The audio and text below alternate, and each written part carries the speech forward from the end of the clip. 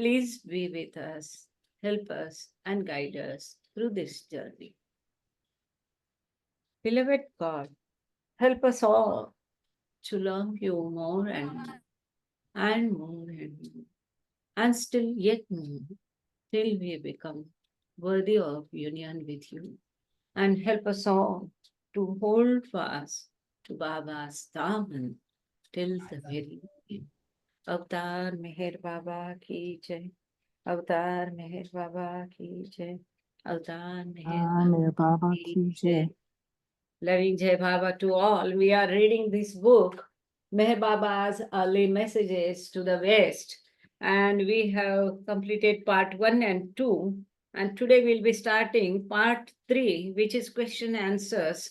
And Baba had given specific instructions to get it printed, publish a book, and get it translated to as many languages as is possible.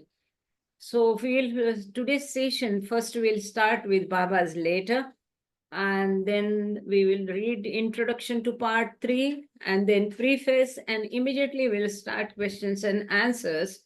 So part 3, questions and answers, the first Western booklet.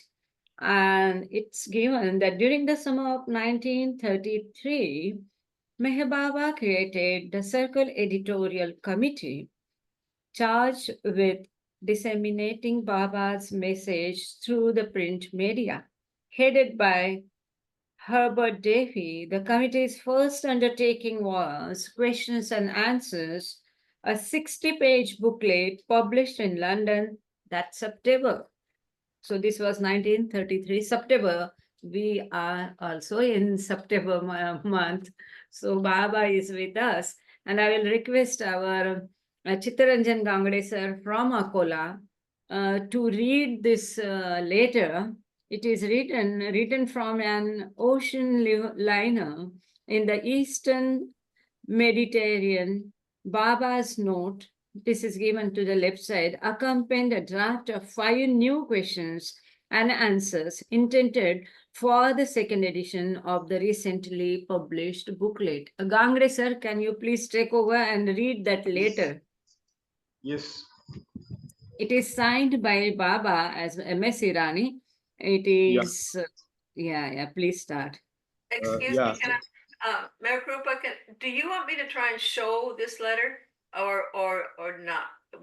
He's going to read it. Yeah, this one. May I start? Okay. Yes, please. Okay. Yeah, may I start? Yes, please. Yeah. This letter, it contains, and it starts from it is posted at Port Said, which is in northern of Suez Canal, Egypt, and from on 6th of November 1933.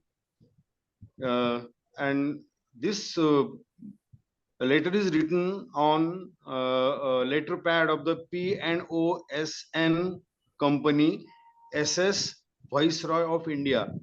So this letter is posted on 6th of November 1933, and that P&OSN means the Peninsular and Oriental Steam Navigation Company, and the steamship SS is Viceroy of India.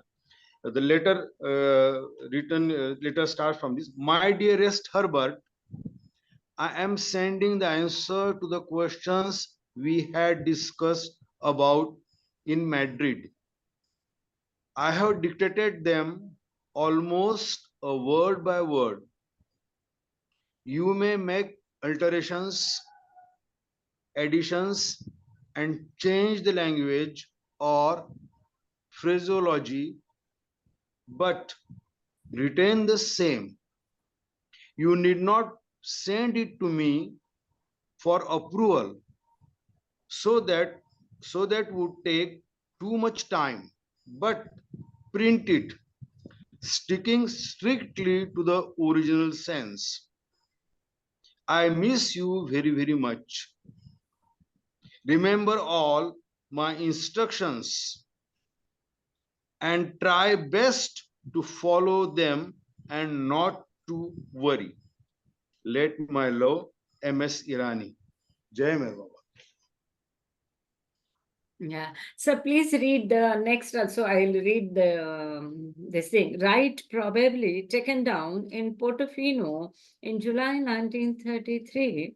This editorial committee memorandum records decision concerning questions and answers, a work in progress at that time. So there is one more letter. It is typed one and signed by Meher Baba as MS Irani. So even the editorial members' names are written therein, like Norina Match Bailey and Stroke, and I can't read it, but I request Gangre sir to read that later too, if he can. These answers, it starts with these Yeah, yeah, answers. Yeah. yeah. Jai Mer Baba. These answers to questions, these answers to questions dictated by Sri Meher Baba have to be translated into German, French, and Italian. A publication ought to be arranged in book form. Further, further publish. Is it audible? Yes, Is- yes, very well. Is Further, someone? further publications of it can appear in journals, reviews, and magazines. The editorial committee retains the copyright. The book price should not exceed 1 lira in Italy, 3 pence in England, 1 franc in France, and there is a missing thing in Yeah, it's currency. blank. Yes. Mhm. Yes, in currency. The editorial committee does not obtain any profit until the publisher has covered the expenses for printing and distribution. After this has been covered, further terms concerning royalties, price, and future editions will be discussed between the editorial committee and the publisher. In Catholic countries, we must consider the position of Catholic Church. It is advisable to handle this matter in a quiet and tactful way before publication. Possibly, a publisher in London could handle the matter for the whole world. Editorial committee, number one, Norina Match Bailey, Graham Phelps Stokes, Charles Purdom, Kitty Devi, and H.N. Devi. M.S. Irani, signed by Meher Baba.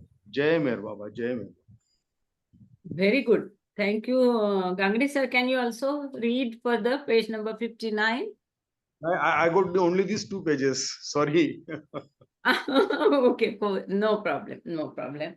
So I'll start page number 59, introduction to part 3. छान वाचलं, thank you. Jai Baba. Jai Baba.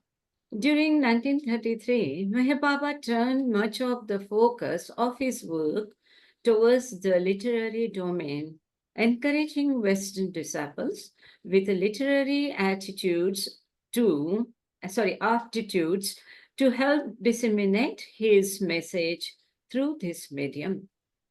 Under Baba's direction, in July-August, a circle editorial committee was formed with an office in Charing Cross, London. Herbert Davy headed the committee and appears to have done the major editorial work in 1933 and early 1934, but Norina Match Bailey and Will Beckett played significant roles as well. Also during this period, Charles Purdom, a member of the English group and a distinguished writer and editor, began the research that culminated in the publication of The Perfect Master in 1937. Herbert Davy oversaw the compilation of 58 questions with Meher Baba's answers to them in a booklet, Sri Meher Baba, The Perfect Master, Questions and Answers, which Circle Editorial Committee published in September 1933. Though the sources for much of this material remain unknown, some of it, at least, came from messages and communications that Baba had given during his Western tours of the previous 2 years. Baba himself took great interest in the book and encouraged its translation into a number of languages, both European and Indo Iranian. The text of this original edition of questions and answers has been reproduced with only a few emendations, except in the case of inconsistencies and a few other slight problems. The original stylistic decisions and editorial judgments have been left untampered with. The footnotes have been replicated from the original. They are the handiwork of Circle Editorial Committee. Now we are on page number 6060. Records of correspondence show that by early December of 1933, Herbert Davy had envisioned and perhaps drafted a new edition of the book, enhanced by the incorporation of 5 new questions and answers. No copy of that second edition can be found. This is important and sad, either in print or manuscript form.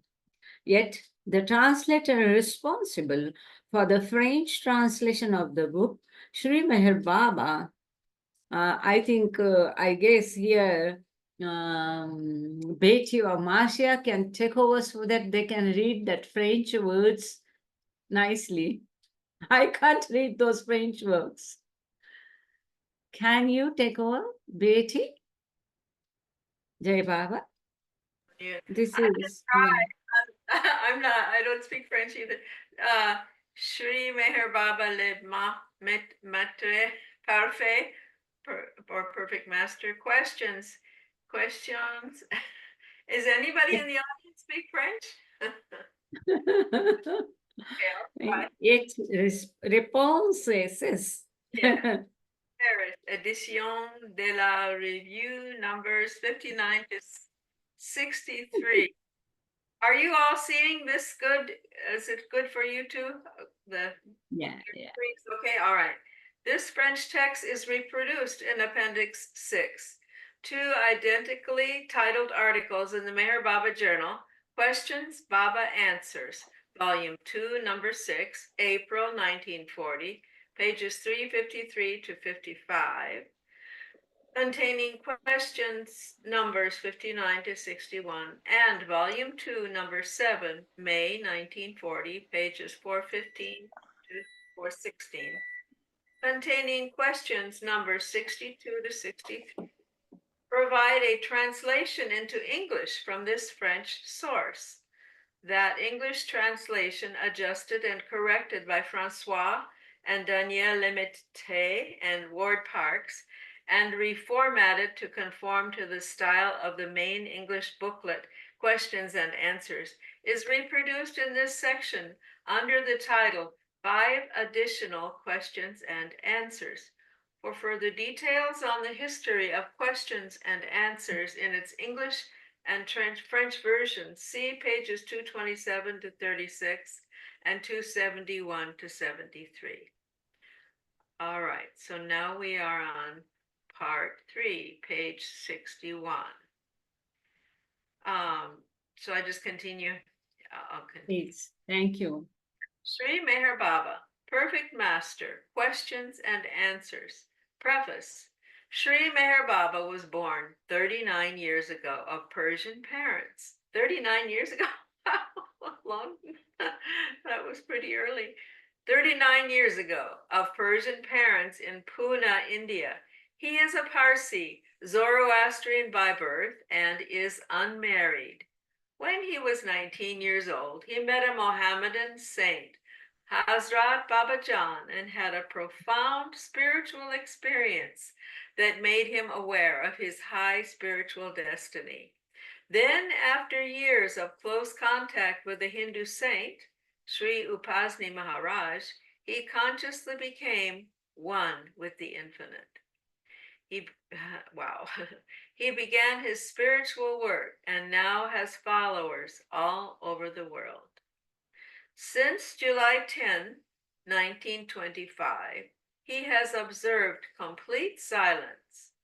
During the following 2 years, he wrote a book on spiritual truths, but since 1927, he has stopped all writing. He reads and can speak 5 languages fluently. He now communicates by pointing to the Roman letters and digits printed on a small board. During the last 2 years, he has visited the West 5 times and has traveled round the world. His 8 years silence is the prelude to his manifestation. Many questions relating to Sri Meher Baba have been asked by Western people. And in this small book, a number of these questions has been gathered together with the answers to them, which Sri Meher Baba has himself given to inquirers. Since he neither speaks nor writes, his answers, usually in English, are spelled out letter by letter on the board. After watching his letters, the followers have to write down words and sentences. The continuity that is required for good prose is thus interrupted. So then we get to page 66, early messages to the West. The answers, let's see, questions. I think we had a picture of questions, which I don't have. Questions I'll once read. There are the contents goes from page number 62 to page number 66. And the first part is questions about Christ. Then the second part is questions about the spiritual path. Then the third part is questions about Masiha or Avatar. And then follows the questions about spiritual masters and questions about Sri Meher Baba's mission. Then the sixth part is personal questions, and the seventh part is miscellaneous questions, word problems, philosophical problems. So they have segregated nicely and subject wise. Here goes, we'll see the first part in part 3 about questions.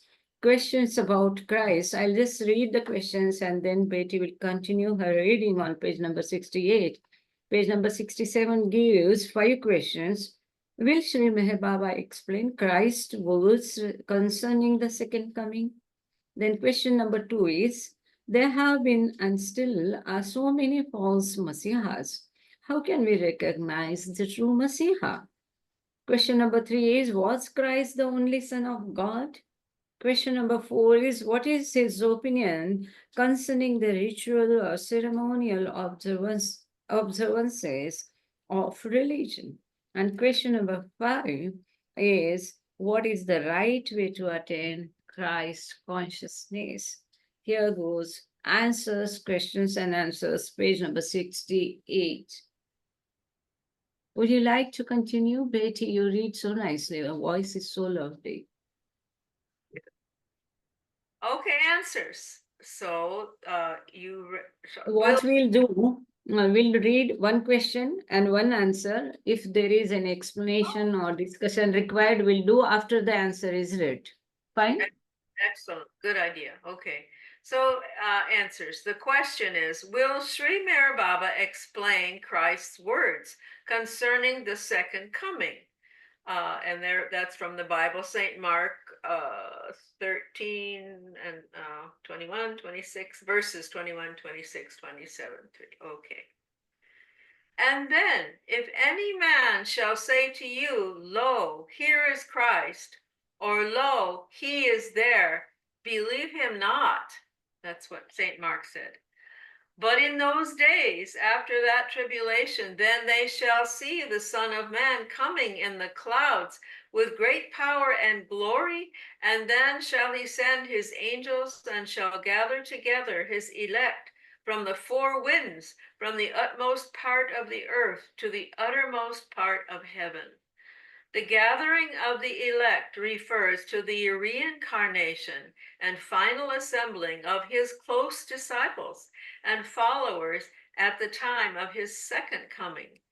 It is wrong to associate the second coming with the imprisonment of the devil and 1,000 years peace, or with a literal interpretation of the last day of judgment. All the great mystics have understood the word clouds as a symbolic expression for states of consciousness or spiritual planes.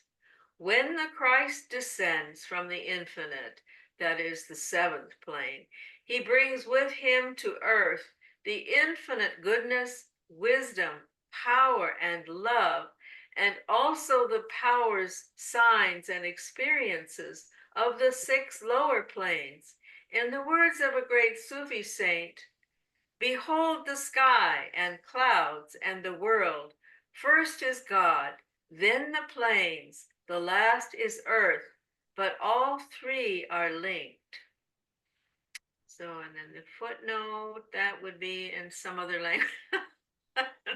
And page number 69. Yeah, we'll continue and then we'll discuss if any doubts, anything, any shares, any explanations.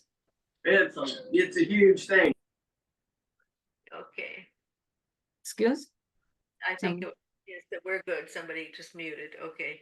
Yeah, please raise hand if there are any questions, any shares, any explanations, more discussion, please raise your hands. But right now, Betty, will you kindly continue on page number 69, this question? Then if you, yeah. We read in St. Mark 9 to chapter 9, verses 2 and 7, that the transfiguration of Jesus occurred when he ascended into a mountain, and there was a cloud that overshadowed them, and a voice came out of the cloud saying, "This is my beloved Son, hear him." Brother Leo relates the vision of Saint Francis in Mount Alvernia that he saw coming down from heaven a torch of flame, exceeding beautiful and light, which descending rested on the head of Saint Francis, and out of the flame there came a voice. Saint Francis explains to Brother Leo, "Then was I in a light of contemplation in which I saw the abyss of the infinite goodness and wisdom and power of God. And in the flame that thou that sawest was God, who also spake in such a manner unto me, even as in old time he had spoken unto Moses. On Mount Sinai, God appeared in a thick cloud with fire. Therefore, we see that clouds, the house of clouds, Manzil, is a symbolic expression among mystics for the 6 planes." And then it says, see page 77, note 2, the 7 planes. Shall we skip that or? Baba has explained about the second coming and clouds and explain and all that. But Baba has made a very important point and information. I don't know whether it all knows it, and I just remembered it when it was being read. I think it is in Donkin's diary or somewhere I read, I don't remember. But when Baba went to Kashmir, Baba had built a hut for him to do the seclusion, 500 feet high on Harwan Hill.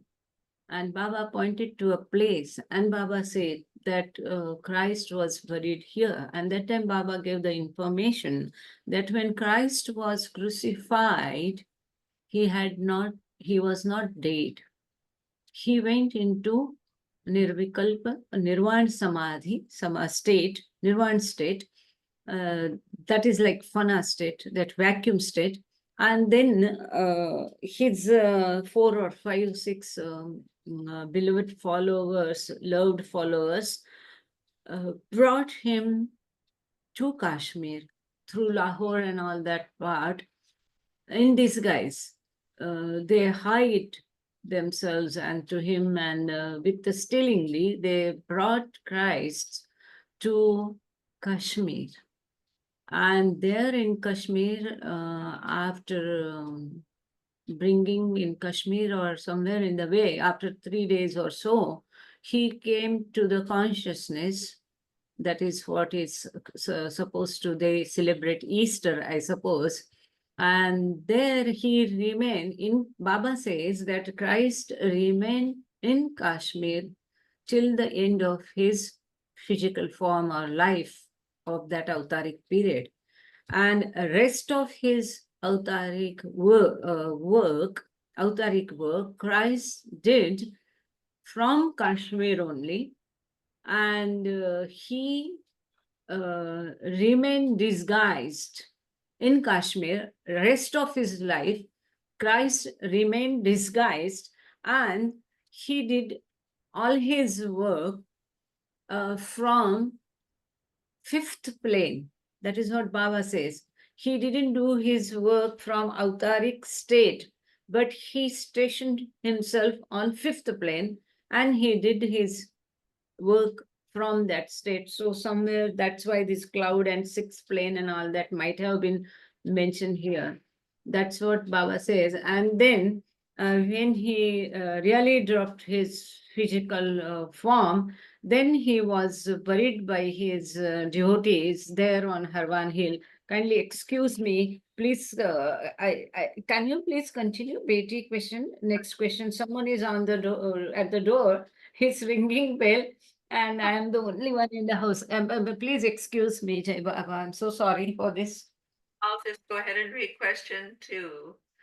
Question 2, there have been and still are so many false messiahs.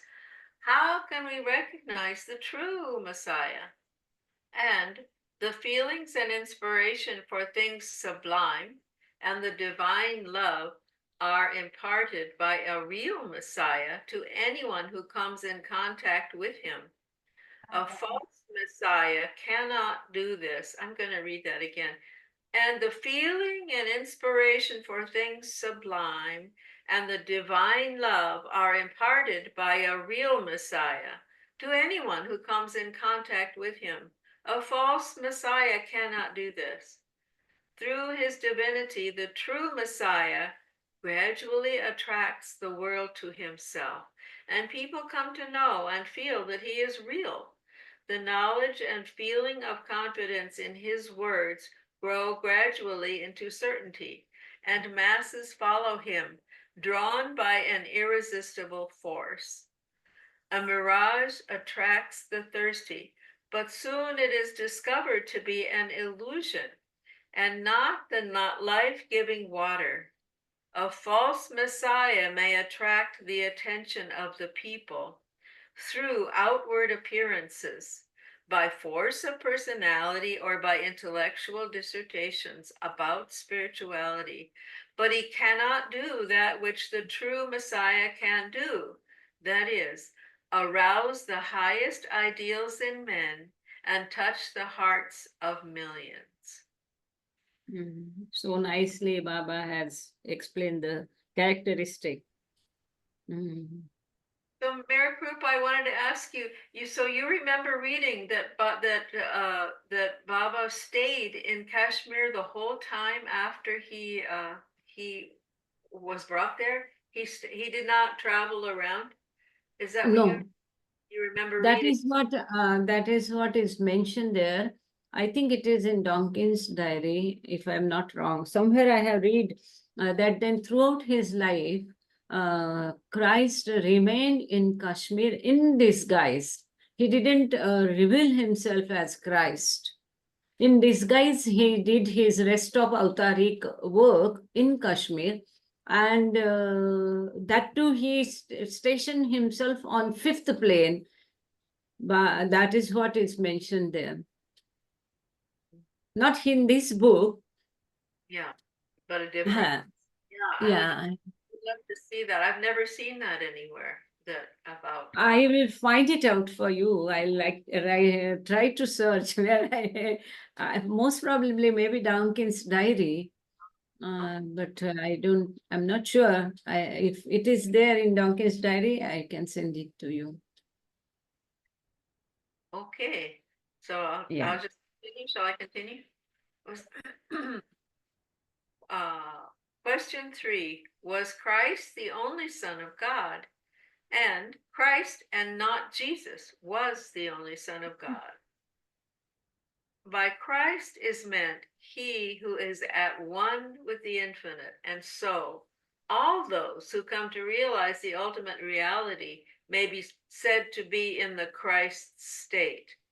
By Jesus is meant the historical man God of Nazareth, who attained to the Christ consciousness, that is, who attained perfection. And I have a question here. See, Muhammad declared himself as prophet. Baba says he was avatar. Christ says he was the son of God. And here Baba mentions that man God. Man God is Sadguru. We take Christ as avatar. So God man, we take him. So this is something is beyond my. If anyone can say something here. Yeah, I think he's saying the Christ is the avatar. Yeah. But So why this man God? Yeah, Jesus mean man God. That Baba has made it clear, it seems. because Or maybe. I think because I think here Baba's answering the question. It's Hmm. that it's not only it's all the avatars. It's not only Jesus that he's talking about. That Jesus is the man who became like Meher Baba Nice. Christ. He Yeah. became Christ, right? Nice consciousness. Yeah. Yeah, quite clear. Thank you. Yes. First class. Perfect. Okay. Yeah. Question 4. Let's see, what is his opinion concerning the ritual or ceremonial observances of religion? Answer, dogmas, creeds, and conventional ideas of heaven and hell and of sin are perversions of truth and confuse and bewilder the mind. Oh, I want to read that one again. Dogmas, creeds, and conventional ideas of heaven and hell and of sin are perversions of truth and confuse and bewilder the mind. Rituals and ceremonies instituted by the priest-ridden churches have concentrated on outward forms and have ignored the essence of spiritual life. The elementary virtues, love, obedience, humility, and sincerity, are represented by allegorical statues, and the way to eternal life is forgotten in their sumptuous and magnificent temples. Man seeks life and is given a stone. India at the moment, ridden with caste prejudices, innumerable cults and ceremonies which ignore and contradict the spirit of their religious teachings. And this in a country which has wonderful spiritual traditions stretching back thousands of years. Wow. Yeah. So as it's so wonderful, as only Baba can say this.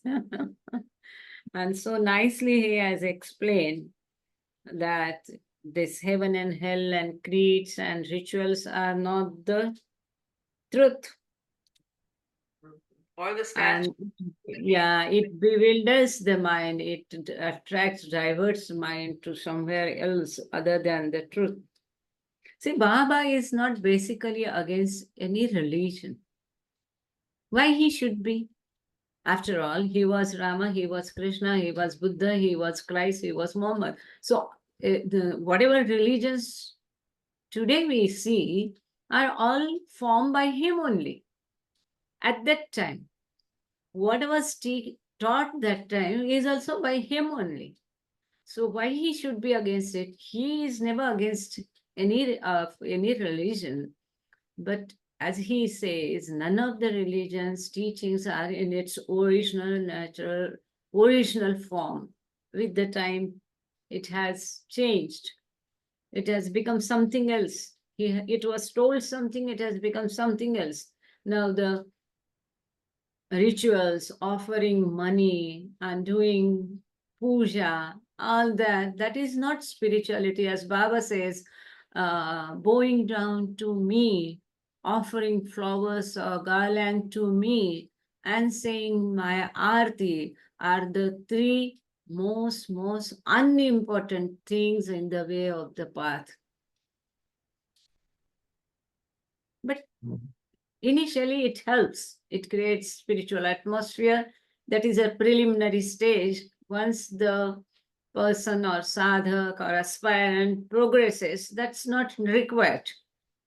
It's like nursery or preliminary KG, kindergarten.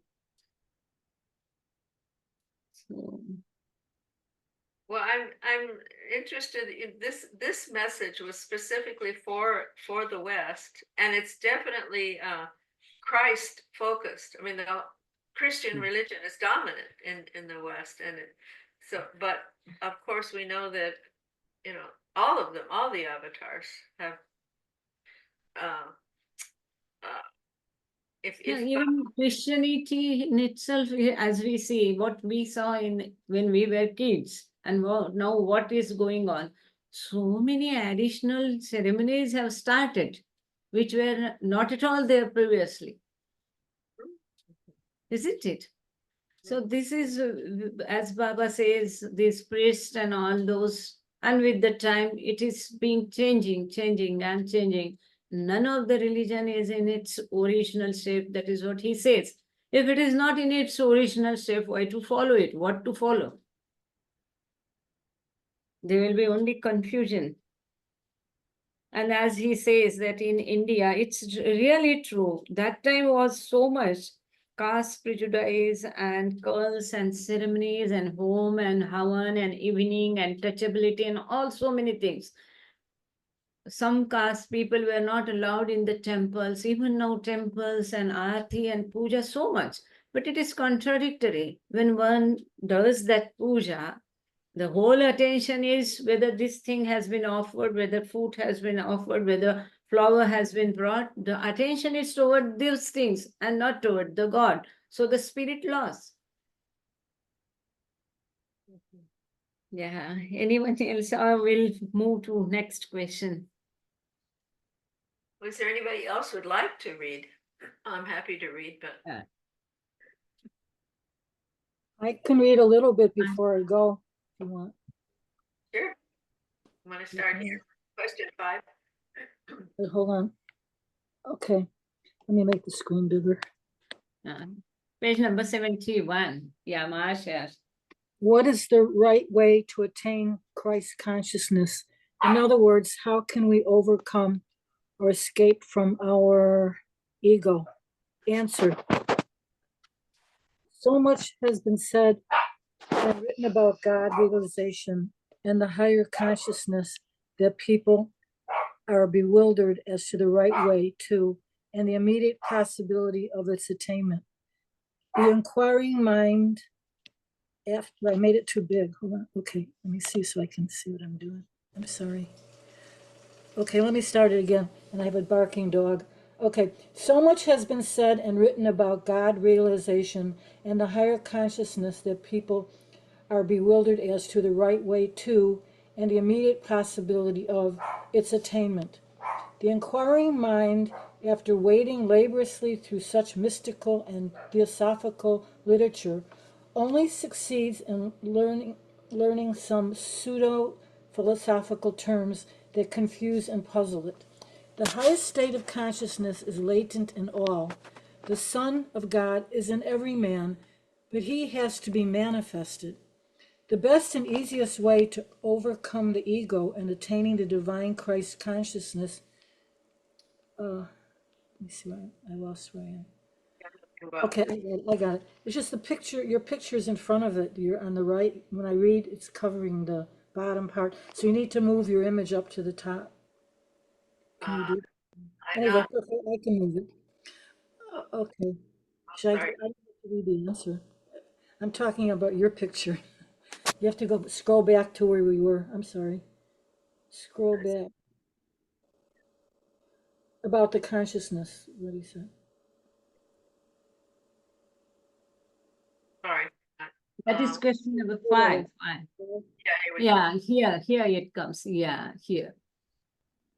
Okay, I got it. Okay, so much has, I can read better without my glasses now. My eyes changed. All of a sudden, I can't read with my glasses. Sorry. You can. So much has been said and written about God realization and the higher consciousness that people are bewildered as to the right way to and the immediate possibility of its attainment. The inquiring mind, after wading laboriously through much mystical and theosophical literature, only succeeds in learning some pseudo-philosophical terms that confuse and puzzle it. The highest state of consciousness is latent in all. The Son of God is in every man, but he has to be manifested.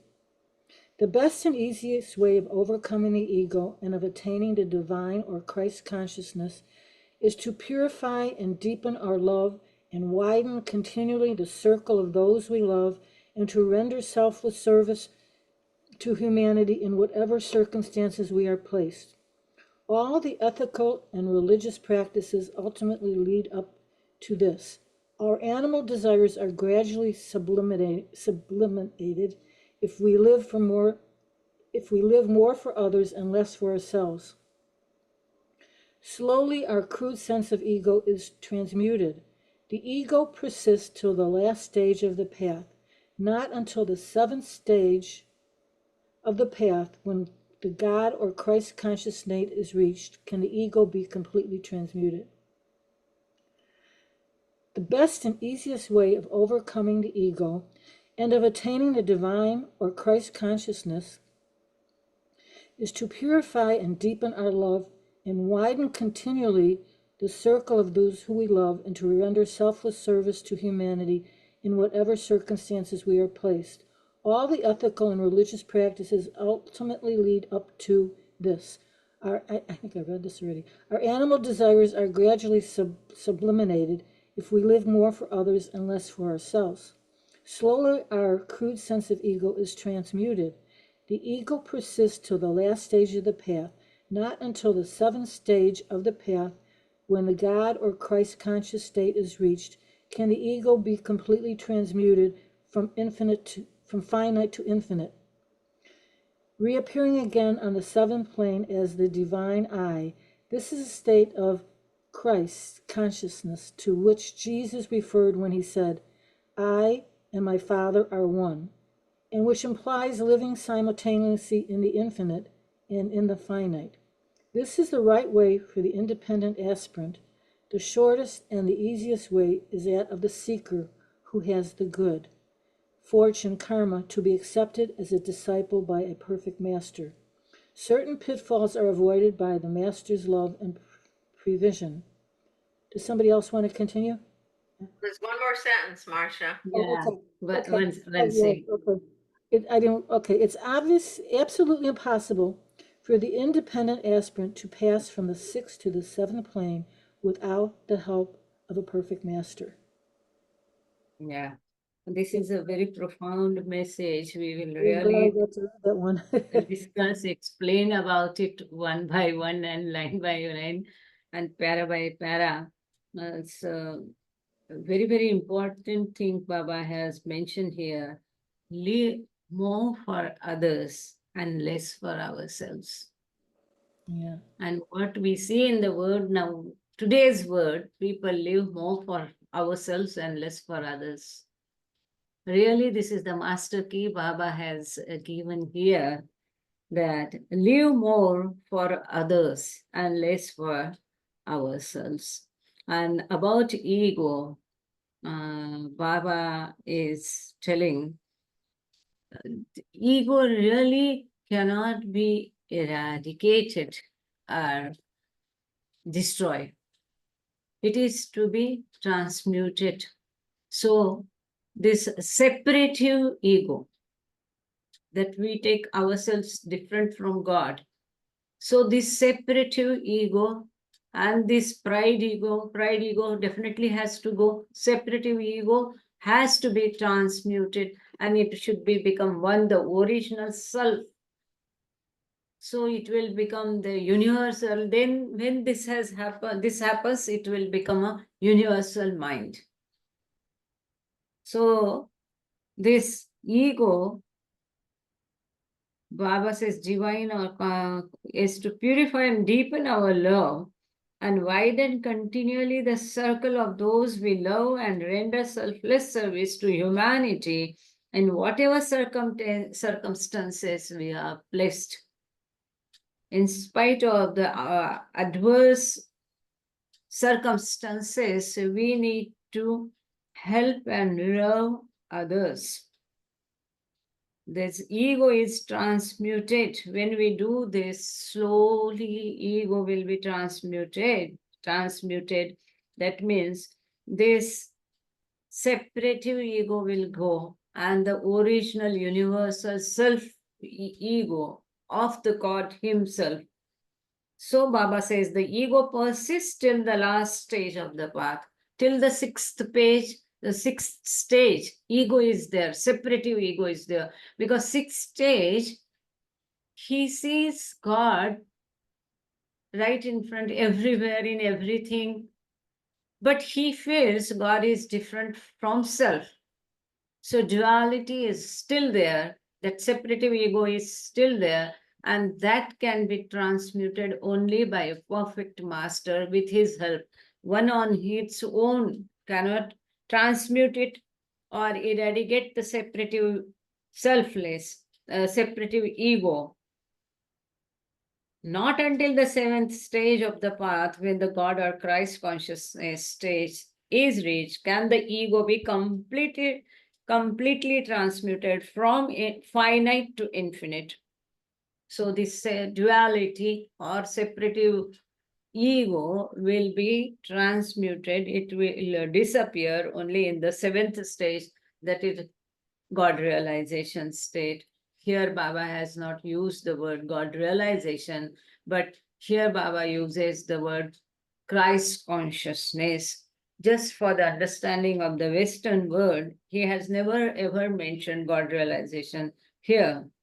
This is what the state of Christ consciousness, to which Jesus referred when he said, I and my Father are one. That is realizing self. The shortest and easiest way is that of the seeker who has the good karma, fortune, to be accepted as a disciple by a perfect master. So do we need a perfect master? Yes, What? yes, we do. No. We, Baba lovers, do Baba lovers need Oh, well, to...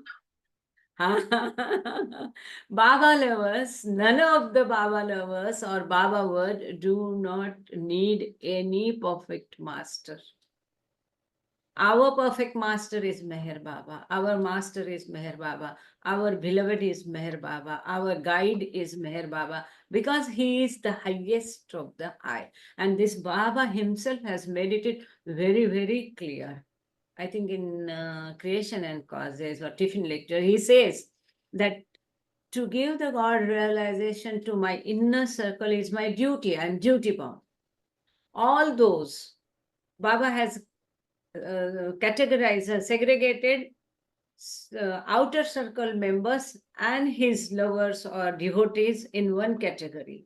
So there Baba says all others who follow him, who love him, who are his devotees, and who are in the outer circle, for them, they are under his protection, under his guidance, and they will be taken to the last aim directly. He will take care of all of them. He has planned, he already has a planning for them. They don't have to do all these things. And the perfect wording is they will be taken care by him. We as a Baba lover, we are under his care and protection. He is our guide, he is our perfect master, everything. He is Avatar, highest of the high. There is no one above him. So whom we will search? We don't have to search to anyone. He has already chalked out the plan for us.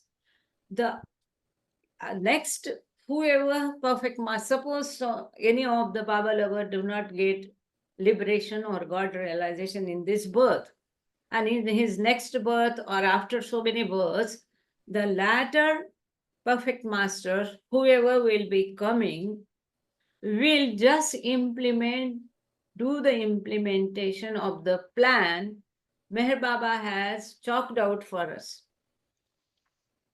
So we don't have to worry about searching for the perfect master and going after a perfect master. He is our perfect master. We have to just obey him. Now, the question people ask, how to obey him when he is not in the physical form. So he has already given so many orders how to lead the life, how a Baba lover should be. A Baba lover should lead a life of purity, sincerity, honesty. He should love Baba. This is one thing. Then Baba has given us repentance prayer. Baba has told his wish, my wish, and Baba has given how to love God. These are orders indirectly for us. So he is our perfect master. We have to obey him. Whatever and wherever he has given different orders that serve others at your own cost. Love others. This is what he has also told, that you have to tell as many people as you can that Meher Baba is the avatar in this lifetime.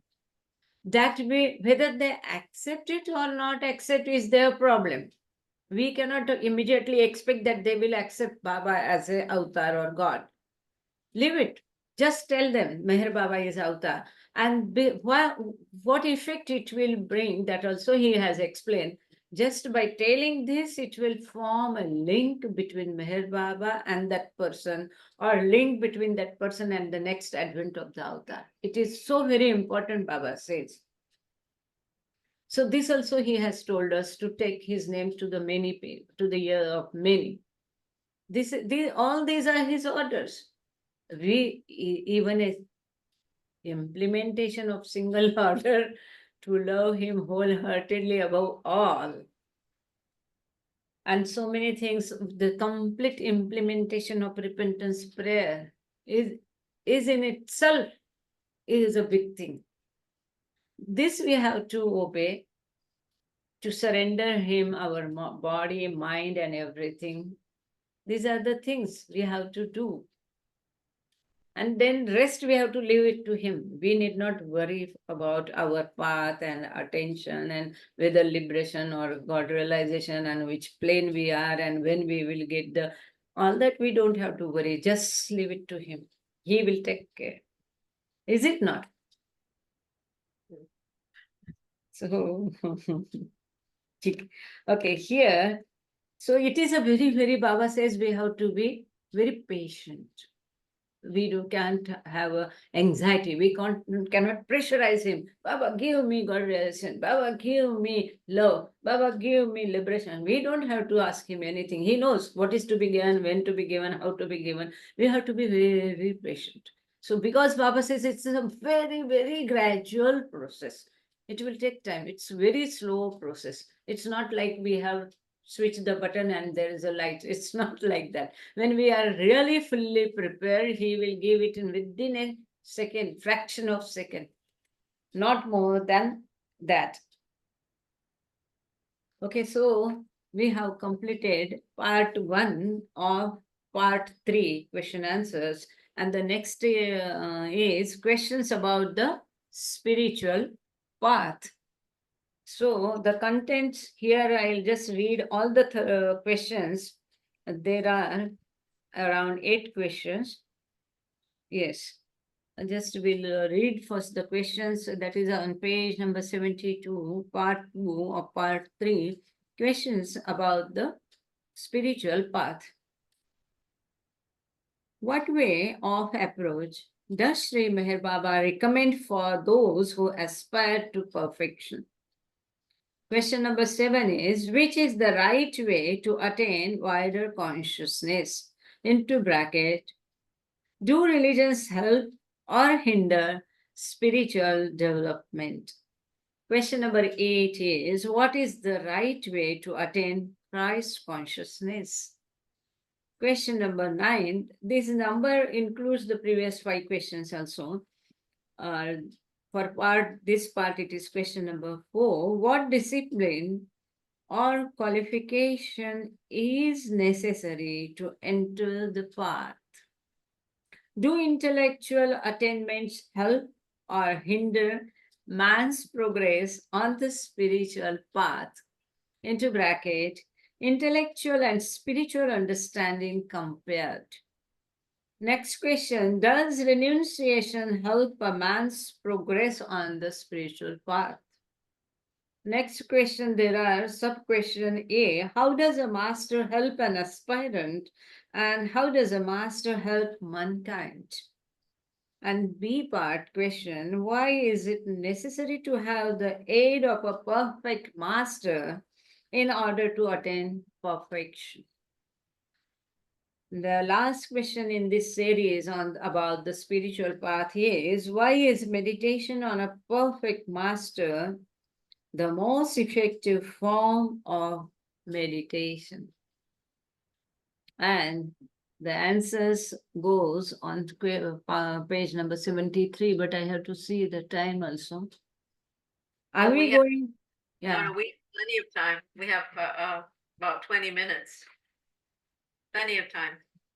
Mhm. Yeah, okay, fine. Shall we continue? Yes. Yeah, anyone who wants to read? Now, I don't have beyond this. Let me see. Is it? Acha, okay, I'll continue. Page number 73. Maybe in another email. I did it today and might have sent. Yes, I have sent it in next email, but I'll continue, no problem. So answers. Question number 6. What way of approach does Sri Meher Baba recommend for those who aspire to perfection? Always, not always, not ALWAYS, but always. Divine love, the various yogas, religion, science, art, household duties, but after a certain point, the usefulness of each ceases. And then the aid of a perfect master is needed if further progress is to be made. Now here, Baba says in Tiffin lecture, there are bhakti yoga, devotion. There is jnana yoga, the knowledge path. Then is karma yoga, doing the duties. So doing the duty, taking that everything is his. I am only a trustee and performing my duty without any expectation and worries and all that, so that we will not attract any responsibilities. And Baba says that usually the aspirant can follow either of these 3 paths, any of these paths. But for the Mandali of Baba, they can observe all the 3. So for us also, we can do all the 3 simultaneously. Bhakti Yoga, the most impressive, most efficient, most important path is Baba's path, love. That is above all. And Baba says, at certain stage, there is a need of a physical presence of a perfect master.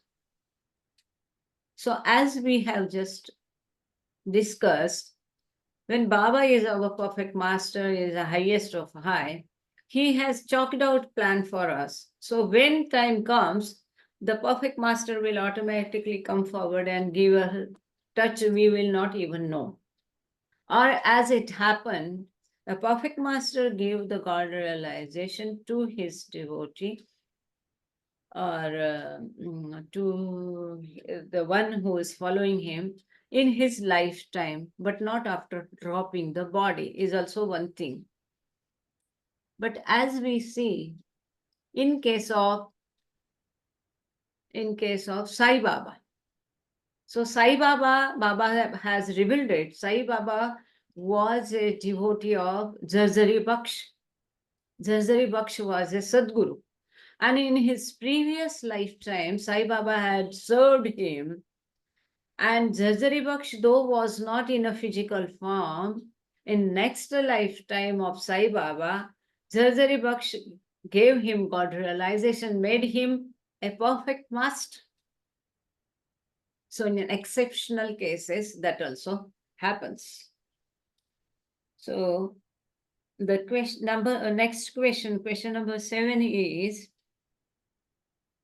which is the right way to attain wider consciousness? Into bracket, do religious help or hinder spiritual development? So Baba answers, it's very important. No general rule or process can be laid down for the attainment of the ultimate reality, or as you term it, the wider consciousness. There is no tailor-made solution. There is no fixed process.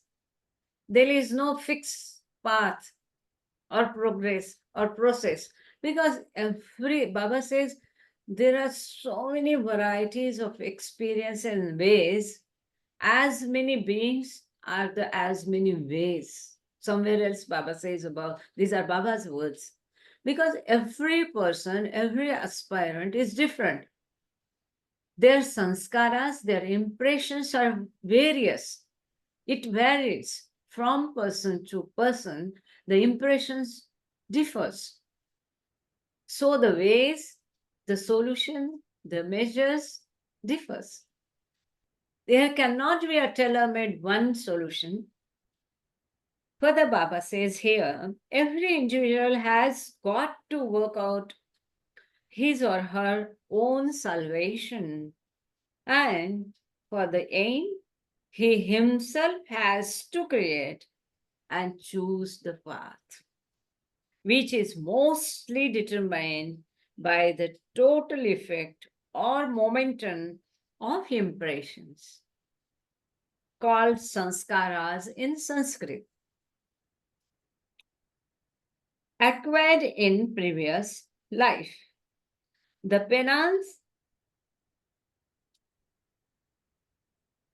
panaceas, the word hears about the pseudo religions for the guidance of humanity, do not go far towards solving this problem, because so-called religions have some fixed method. Is it not? Any religion has got some fixed procedure.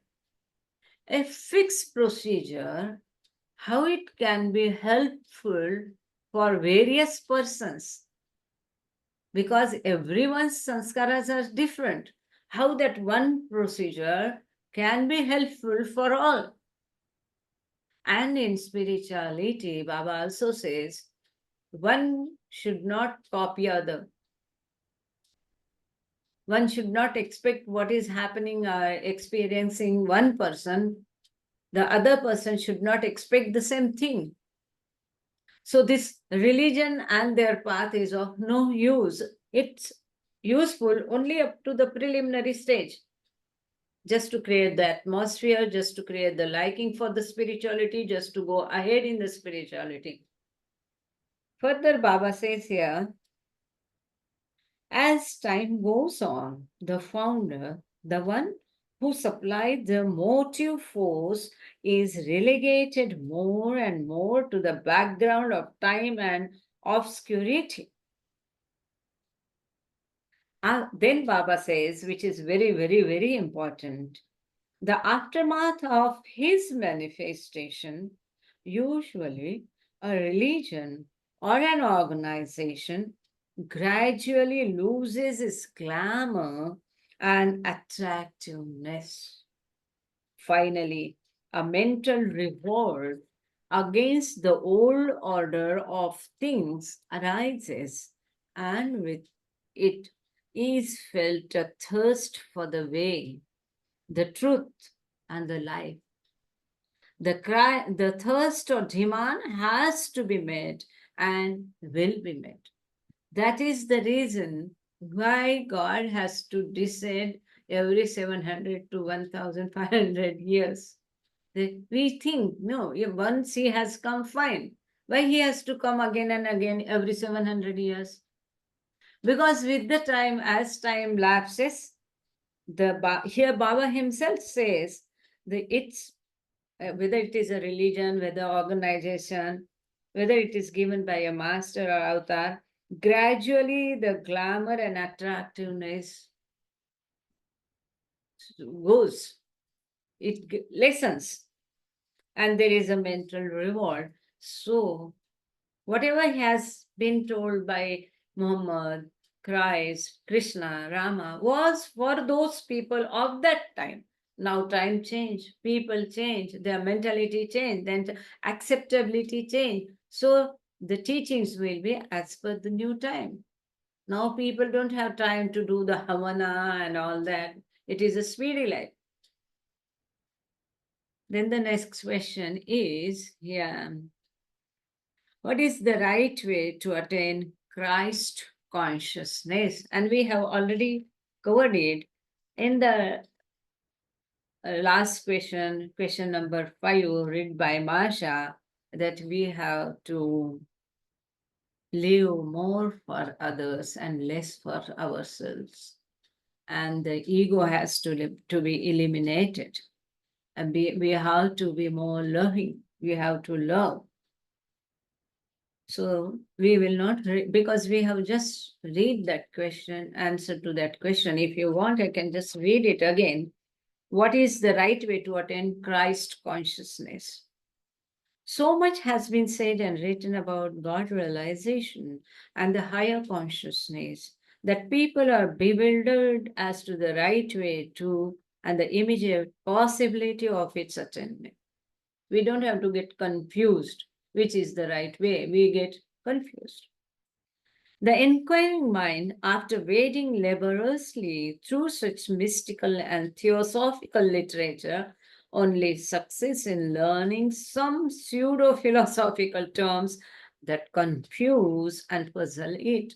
Mind and intellect is of no use. Love is the only remedy. The highest state of consciousness is latent in all. We all are oversoul. We all are God. It is latent. This Christ consciousness is already in each and every one of us. It is only to be manifested. How it can be manifested? Only through love. The Son of God is in every man, but he has to be manifested. The best and easiest way of overcoming the ego and of attaining the divine or Christ consciousness is to purify and deepen our love and widen continually the circle of those we love.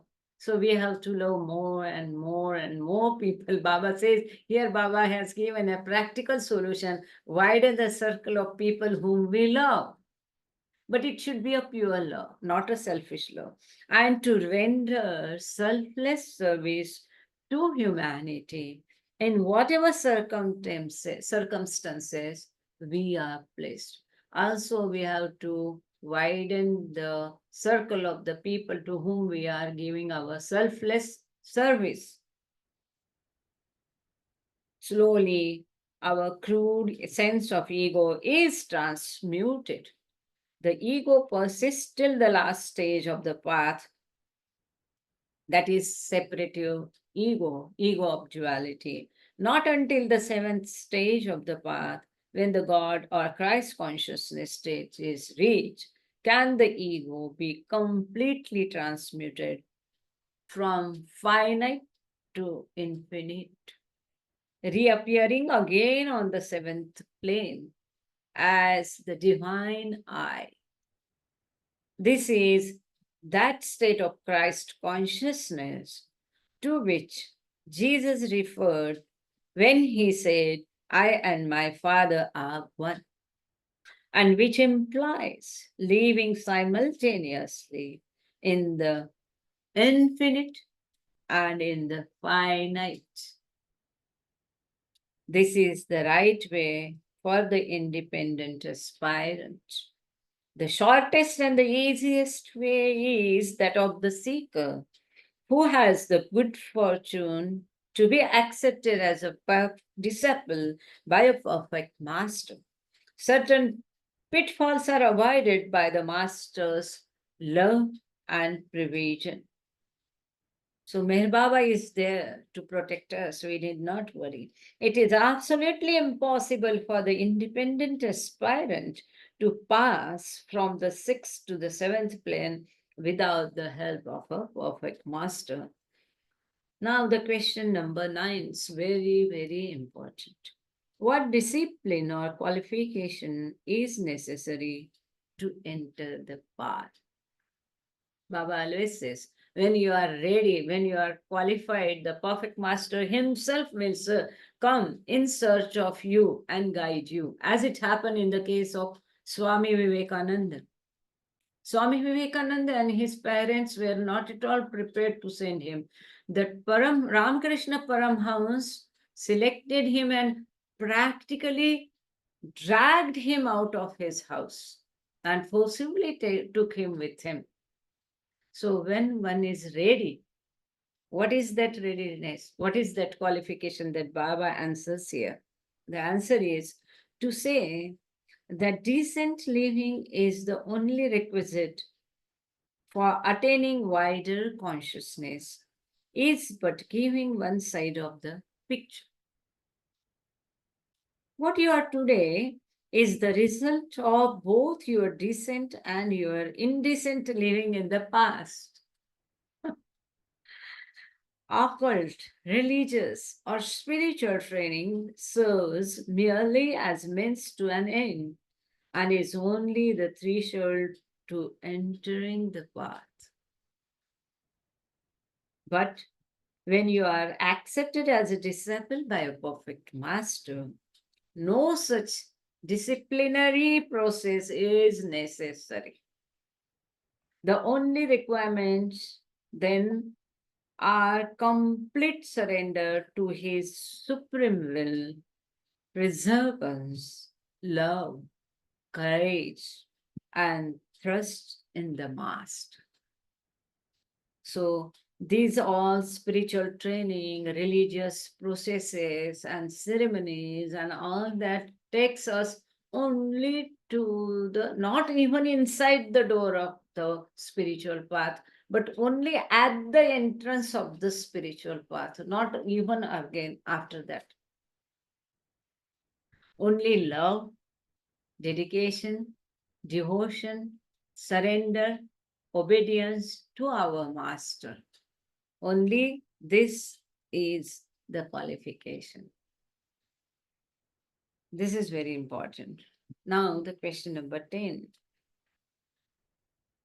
Do intellectual attainments help or hinder man's progress on the spiritual path?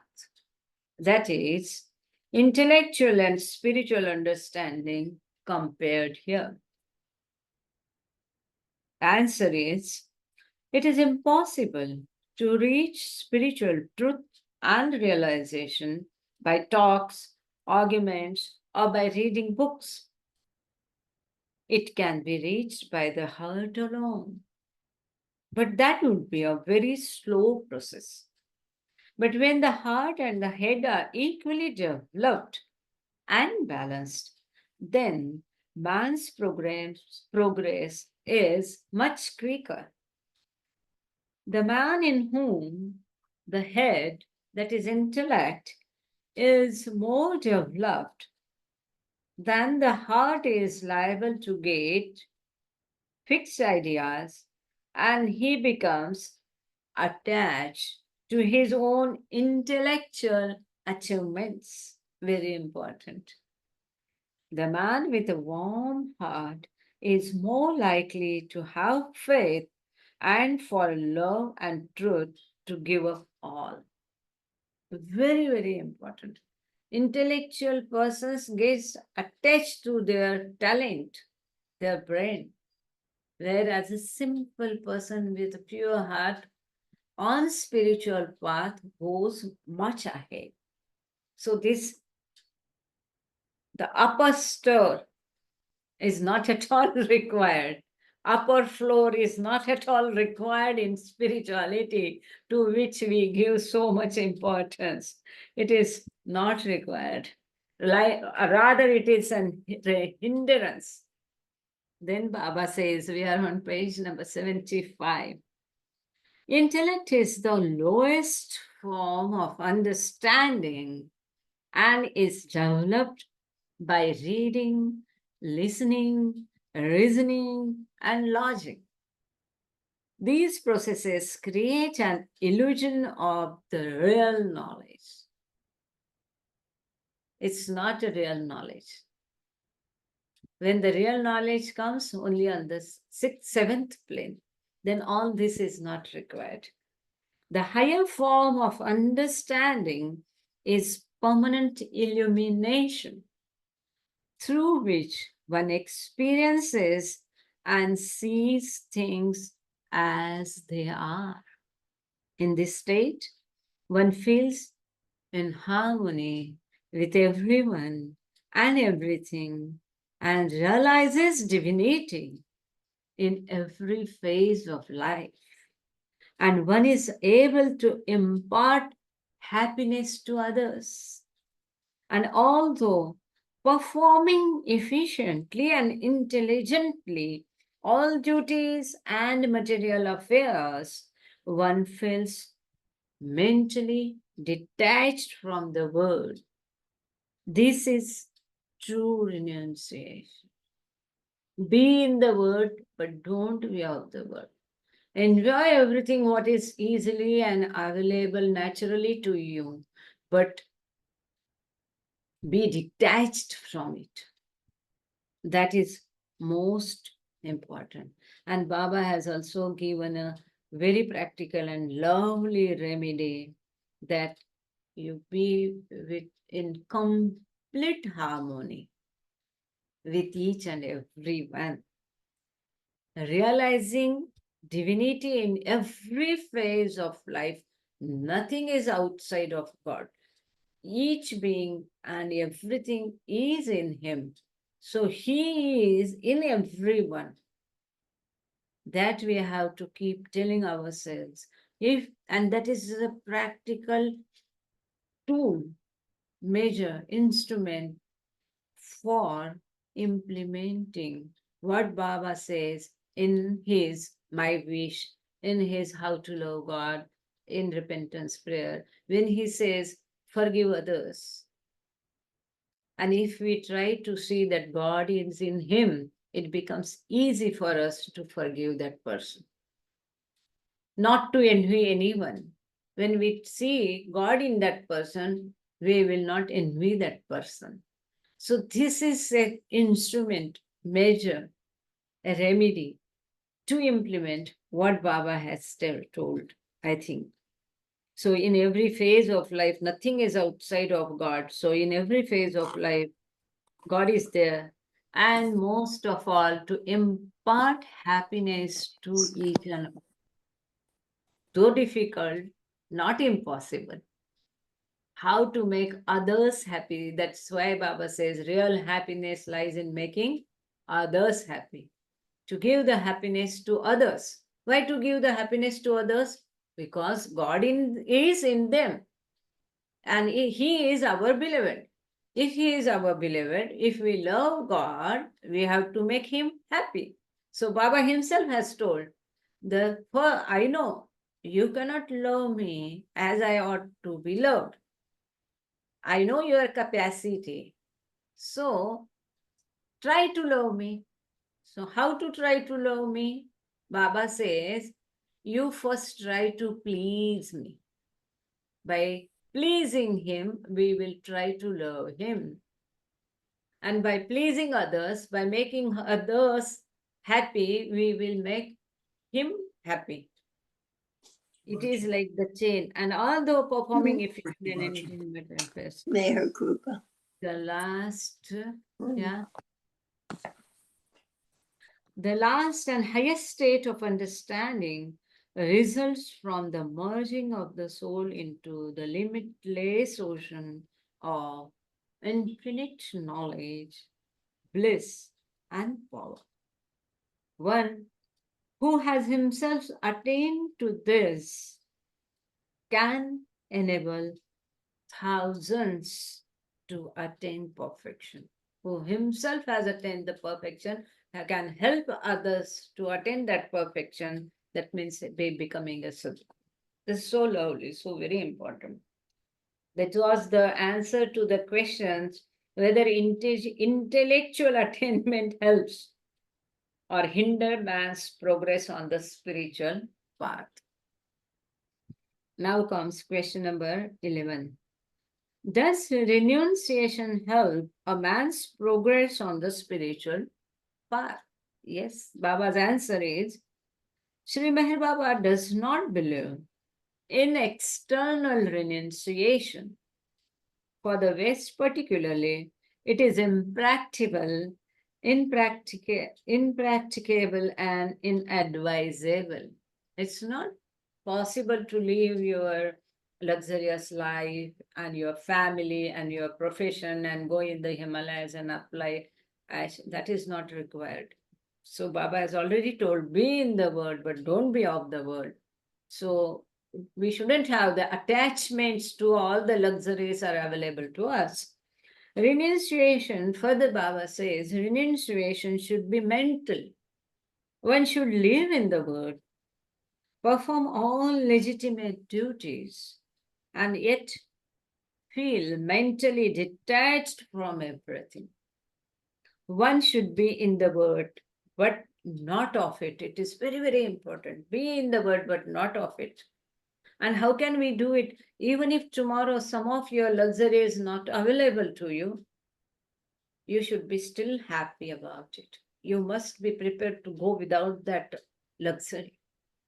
And how can we do this? Be in the word of not be of it and not to be attached. So Baba has also given a remedy for that or measure for that, an instrument. When we give everything to him, we are not the owner. Everything is his. Family is his. Profession is his. Job is his. Business is his. Wealth is his. Weakness is also his. Good health also his. The beauty is his. Ugliness is everything. He is the owner. Nothing is owned by me, but it is given by him to me to take care of it. He has appointed me as a trustee of this family, this profession, this business. I am not the owner. He is the owner. I am doing this job for him.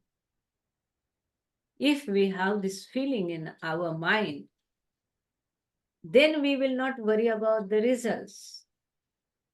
So automatically, don't worry, we will be happy will be implemented. It is his, he will take care. And if we say it is his, there won't be attachment. So we'll be in the word, but we'll be not of the word. Their attachment is a main difficult thing. With this, the owner is his, I am only the trustee, that feeling of attachment goes. It's very easy. We remain dry, even if we are in the word. Nothing attracts us then.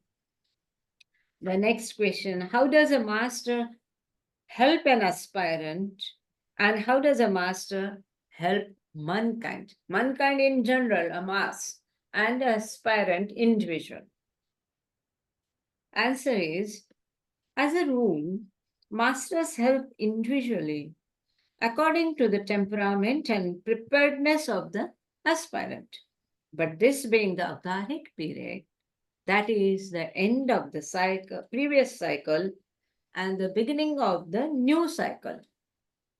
It usually occurs every 700 to 800 years.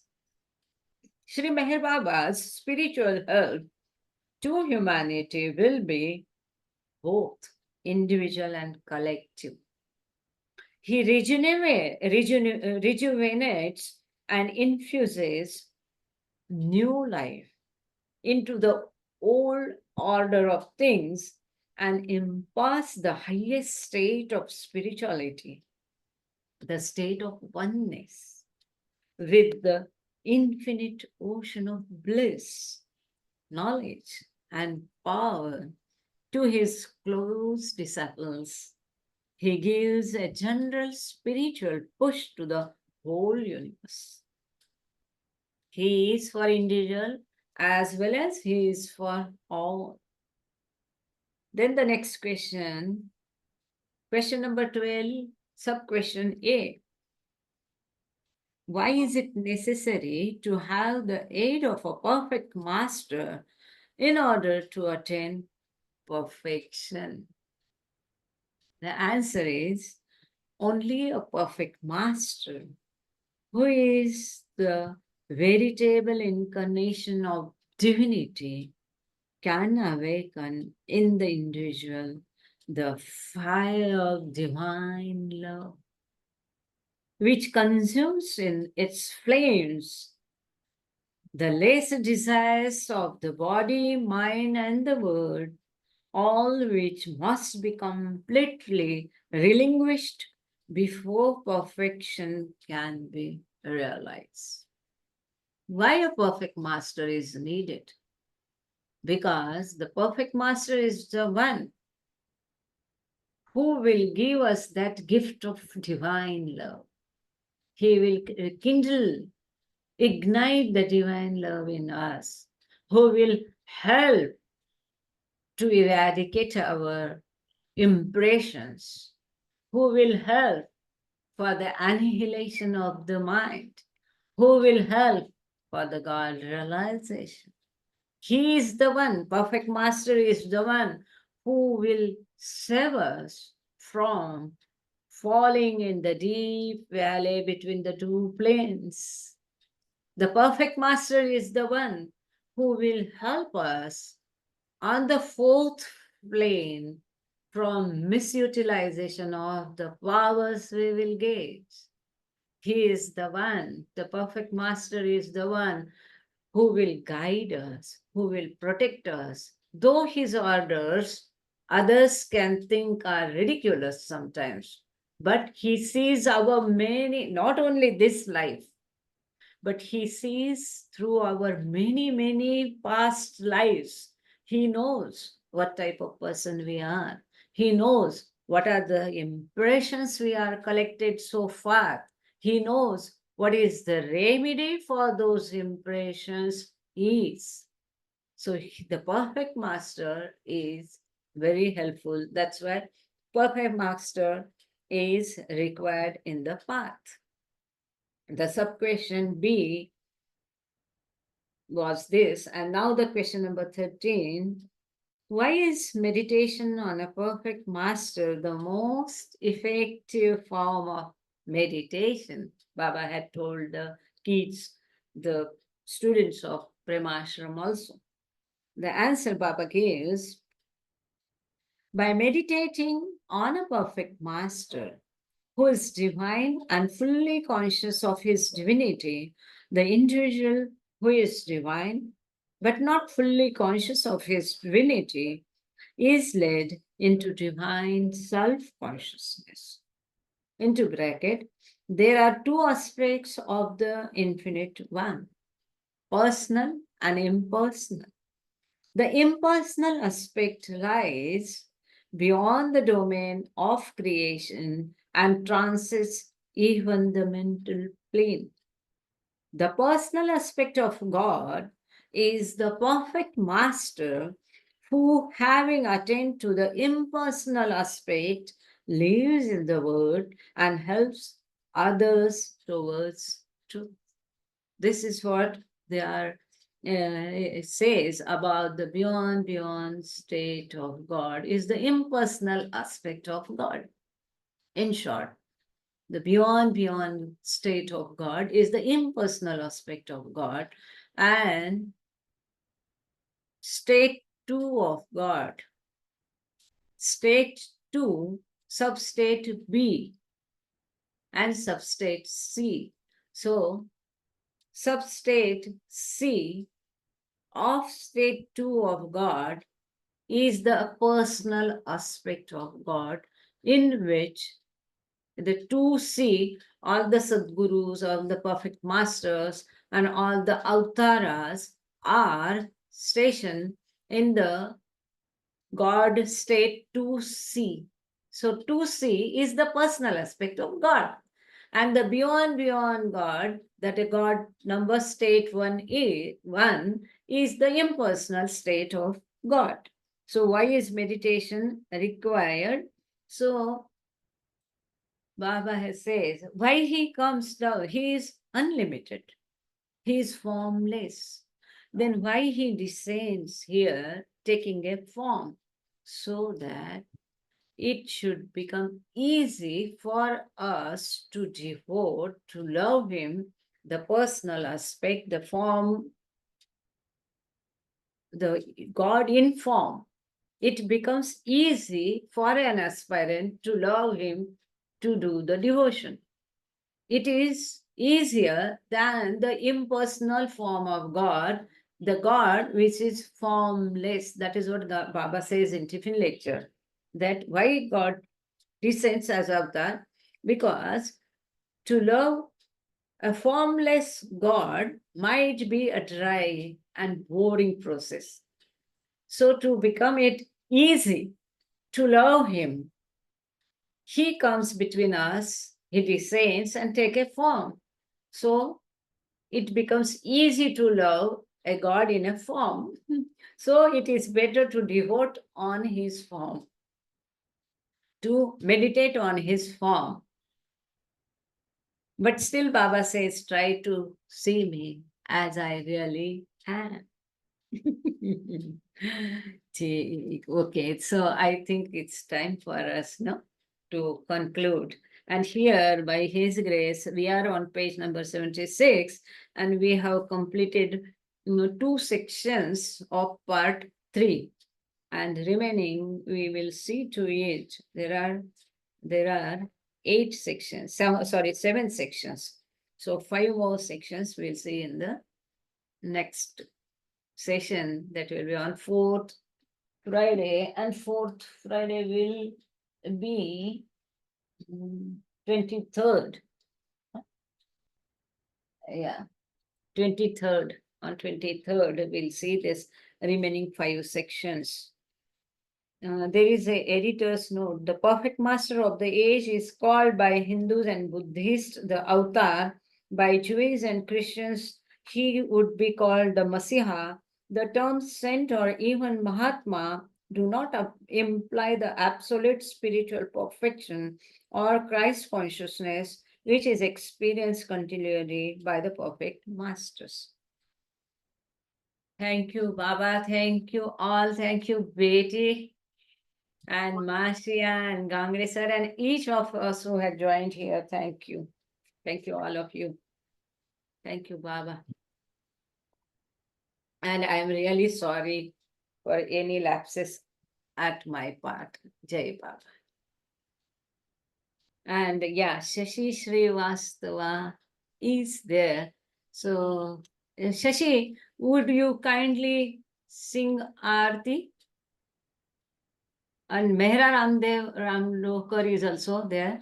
Jai Baba Mehra, she sings beautifully. Jai We'll Baba. continue with Aarti. Yeah, please sing Yes. Aarti, any Aarti. Or Meher Raj, do you remember? Meher Raj, Ye Raj, Tujhnu. This Aarti was written by Rustum Irani. And Manimai had composed it when she was just 10 or 12 years old in Nasik. A beautiful Aarti. Meher Raj, Ye Raj, Tujhnu, that is in Gujarati. Do you remember it? Or any Aarti, please sing. Jai Baba. No. Okay, you sing any Aarti, dear. Avatar Meher Baba ki jai. Thank you, Baba. Yeah, please sing. Like, Can you put on your video also? Yeah. no te. She's shy. Avatar Meher Baba ki jai. Oh, glorious, eternal, ancient one. Your face is a bright, transcendent open. Light and disappear and the tears away. My heart may hear you to care. Created creation less you are. Truth and truth's body divine avatar. Oh, through compassion this was maintains. Destroy this ignorance that life sustains. These fine outside the violin spokes of dream of the words will that bears me on today. Unless who you are infinitely kind, break the wills of which is conditioned mind.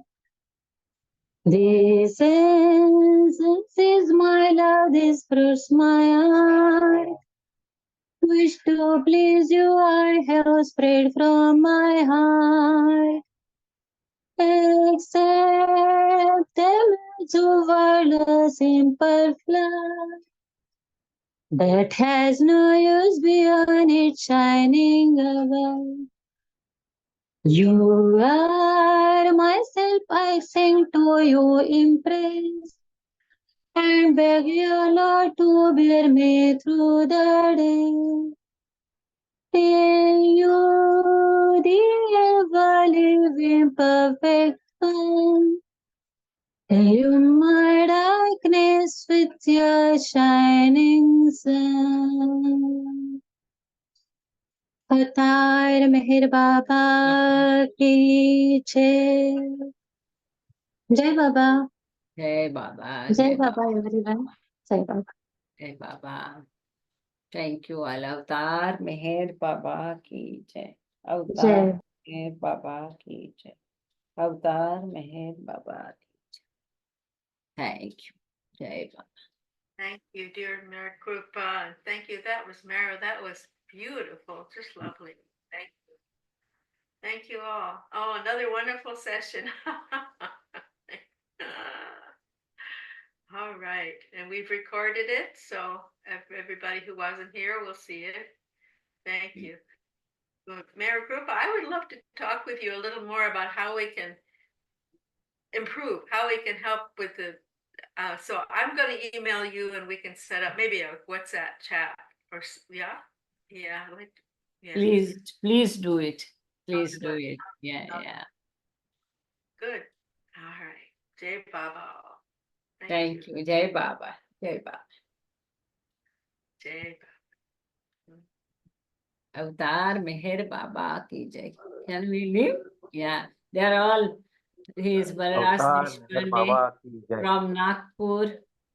And she is Sushma basically from Kashmir, now in Delhi.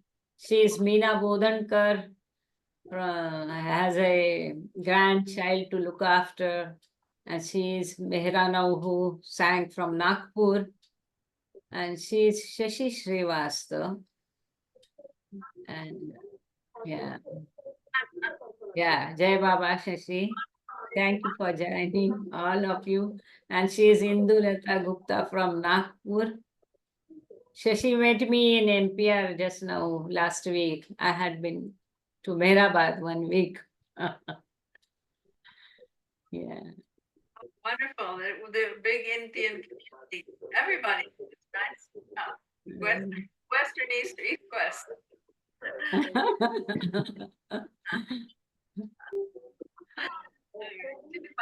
Until next time.